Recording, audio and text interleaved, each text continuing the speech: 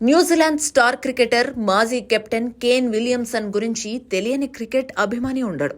ఇక తెలుగు ఫ్యాన్స్ కి అయితే కేన్ మామగారు సుపరిచితుడు. ఐపీఎల్లో సన్ రైజర్స్ కి ఆడిన కేన్ విలియమ్సన్ తన కెప్టెన్సీతో జట్టును ఫైనల్ కి తీసుకొచ్చాడు.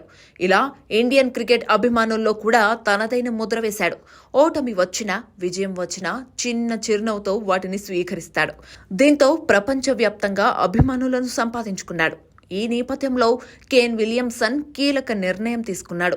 తాను టీ20ల నుంచి రిటైర్మెంట్ తీసుకుంటున్నట్లు ప్రకటించాడు. అయితే వన్డేలు, టెస్టుల్లో కొనసాగుతానని స్పష్టం చేశాడు. దీంతో టీ20 ప్రపంచ కప్ ముందు మరో దిగ్గజ ప్లేయర్ రిటైర్ అయ్యాడంటూ ఫ్యాన్స్ పోస్టులు పెడుతున్నారు. కాగా అంతర్జాతీయంగా 93 టీ20లు ఆడిన కేన్ 2575 పరుగులు చేశాడు. ఇందులో 18 హాఫ్ సెంచరీలు ఉన్నాయి. అతడి అత్యుత్తమ వ్యక్తిగత స్కోరు 95. కేన్ విలియమ్సన్ 2011లో జింబాబ్వేపై టీ20లోకి అరంగేట్రం చేయగా చివరి మ్యాచ్ను 2024లో ఇంగ్లాండ్పై ఆడాడు.